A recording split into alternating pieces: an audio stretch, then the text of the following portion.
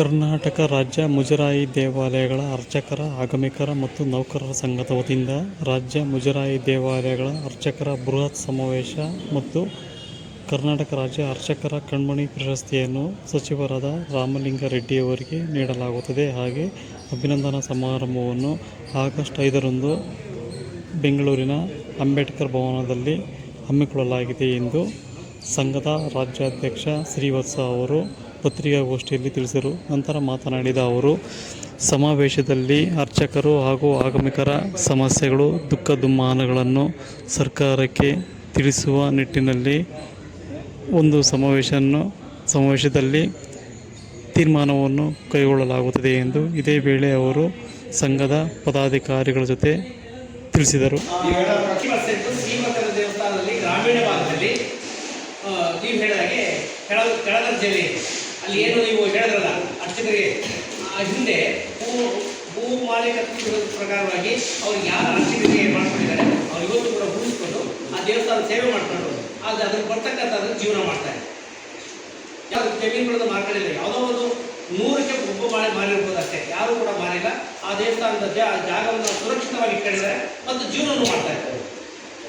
ಯಾಕಂದರೆ ಇವತ್ತಿನ ಮಳೆಗಾಲದಲ್ಲಿ ಜೀವನ ಮಾಡೋದು ಕಷ್ಟ ಆಗ್ತದೆ. ದೇವಸ್ಥಾನ ನಿರ್ವಹಣೆ ಮಾಡಬೇಕು, ಊರಿನಲ್ಲಿ ಒಗ್ಗಟ್ಟಿನಾಗಿರ್ತಾರೆ. ಅದರಿಂದ ನಾವು ನಮ್ಮ ಜೀವನಕ್ಕೆ ಮತ್ತು ನಮ್ಮ ಸಂಸಾರಕ್ಕೆ ಒಂದು ಅನುಕೂಲ ಮಾಡಿಕೊಡಿಕ್ಕೆ ಸರ್ಕಾರವನ್ನು ಒತ್ತಾಯ ಮಾಡ್ತಾರೆ. ಕೋಮಿಯವರು ಕೂಡ ಧಾರ್ಮಿಕ ದತ್ತಿ ಇಲಾಖೆಗೆ ಸಂಬಂಧಪಟ್ಟಂತ ಮುಜರಾಯಿ ದೇವಸ್ಥಾನದಲ್ಲಿ ಅರ್ಚಕರಿದ್ದಾರೆ. ನೀವೆಲ್ಲ ಬರೀ ಬ್ರಾಹ್ಮಣರೇ ಇಲ್ಲ, ಅದು ತಪ್ಪದು. ಬ್ರಾಹ್ಮಣರ ಎಲ್ಲ ಜಾತಿ ಜನಾಂಗದವರು ಕೂಡ ಅಲ್ಲಿ ಸೇವೆ ಮಾಡ್ತಾ ಇದ್ದಾರೆ. ಮುಸ್ಲಿಮರು ಅವ್ರು ಒಪ್ಕೊಳ್ಳೋದಾಗ ನಾವು ಏನು ಇದು ಮಾಡ್ತಾರೆ. ಆದರೆ ನಮ್ಮ ಮುಜರಾಯಿದವರು ಮಾತ್ರ ಯಾರಿಗೂ ಕೂಡ ಇಲ್ಲ, ಅದನ್ನು ನೇರವಾಗಿ ಅರ್ಚಕರಿಗೆ ನಮ್ಮ ಶುಲ್ಕ ರಕ್ಷಣೆ ಮಾಡಬೇಕು, ಅದಕ್ಕೆ ವ್ಯವಸ್ಥೆ ಮಾಡಬೇಕು ಅಂತ ಒಂದು ಪಾಯಿಂಟ್ ಆಗಿದೆ. ಸಾರ್ವಜನಿಕವಾಗಿ ಸೇರ್ಕೊಂಡು ಅರ್ಚಕರು ಮತ್ತು ಸಾರ್ವಜನಿಕರು ಸೇರ್ಕೊಂಡು ಒಂದು ಕಾನೂನು ತಗೋಬೇಕು ಅಂತ ನಾವು ವ್ಯವಸ್ಥೆ ಮಾಡಿದ್ದೀವಿ. ಎಲ್ಲರೂ ಮಾಡ್ತಾ ಇದೆ, ಅವತ್ತಿಂದ ಮಾಡ್ಕೊಂಬಂದ್ರೆ ನಾವು ಎಷ್ಟೋ ಇದು ಮಾಡಿದ್ದೀವಿ, ಮನವಿ ಕೊಟ್ಟಿದ್ದೀವಿ. ಮುಖ್ಯಮಂತ್ರಿಗಳ ಮುಜರಾಯಿ ಸಚಿವರಿಗೆ, ಕಾನೂನು ಸಚಿವರಿಗೆಲ್ಲ ಮನವಿ ಕೊಟ್ಟಿದ್ದೀವಿ. ಎಲ್ಲ ಸಮಾಜವಾದಿಗೆ ಕೊಟ್ಟಾಗ ಮುಂದೆ ಹೇಳಿದ್ದು ಒಳ್ಳೆ ಪಾಯಿಂಟ್. ಮುಂದಿನ ದಿವಸ ನಾವು ನಮ್ಮ ಸಮಾವೇಶ ಆದಮೇಲೆ ಮುಂದೆ ಒಂದು ನಾವೆಲ್ಲ ಅರ್ಚಕರೆಲ್ಲ ಒಂದು ಮಾತಾಡಿಕೊಂಡು ಒಂದು ಒಗ್ಗಟ್ಟಾಗಿ ಈ ಥರ ಬಂದಾಗ ನಾವೆಲ್ಲರೂ ಒಟ್ಟಾಗಿ ಸಾವಿರಾರು ಜನ ಒಂದು ಪ್ರೊಟೆಸ್ಟ್ ಮಾಡಬೇಕು ಒಂದು ತೀರ್ಮಾನ ಮಾಡಿದ್ದು ಮಾಡ್ತೀವಿ. ತಪ್ಪು ಕಲ್ಪನೆಗಳು, ತಪ್ಪು ಅಭಿಪ್ರಾಯಗಳು ಎಲ್ಲೂ ಬಂದಿಲ್ಲ. ಬಂದಿರ್ತಕ್ಕ ಸಾರ್ವಜನಿಕ ಬರ್ತಾ ಇದೆ, ನಡೀತಾ ಇದೆ. ಆದರೆ ನಮ್ಮ ಸಂಘದಲ್ಲಿ ಆ ಥರ ಇಲ್ಲ. ಯಾಕಂದರೆ ನಮ್ಮ ಸಂಘ ಎಲ್ಲ ಕರ್ನಾಟಕದಲ್ಲಿ ಎಷ್ಟು ಜನಾಂಗ ಇದ್ದಾರೋ ಅಷ್ಟು ಜನಾಂಗ ಕೆಳಮಟ್ಟದಿಂದ ಹಿಡಿದು ಮೇಲ್ಮಟ್ಟದಲ್ಲೂ ನಮ್ಮ ಸಂಘದಲ್ಲಿ ಎಲ್ಲ ಇದ್ದಾರೆ. ಅದರಿಂದ ನಾವು ಅದನ್ನೆಲ್ಲ ಆದಷ್ಟು ಮುಂದಿನ ದಿವಸ ಒಳ್ಳೆ ಸಲಹೆ, ಮುಂದಿನ ದಿವಸ ನಾವು ಅದ್ರ ಬಗ್ಗೆ ಯೋಚನೆ ಮಾಡಿ ನಾವು ಒಂದು ಹೋರಾಟ ಮಾಡಿದ್ದಾರೆ.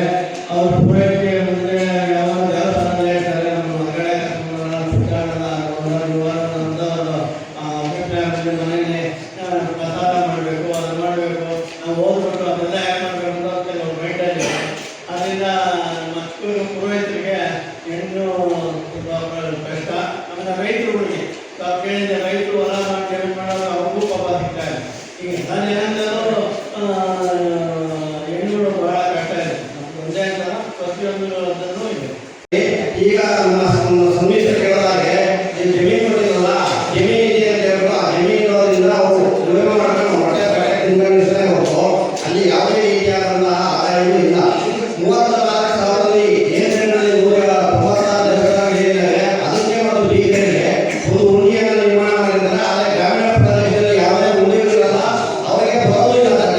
ಉಳಿ ತುಲಾರು ಉಳಿ ದೀಪಾವಳಿ ಅಂತ ಗಾಡಿ ಏನಿದೆ ರೆಡಿ ಮಾಡ್ತಾರೆ. ಹಾಗೆ ಗ್ರಾಮೀಣ ಭಾಗದ ಅತ್ಯಂತ ಸ್ಥಿತಿ ಆಗಿದೆ.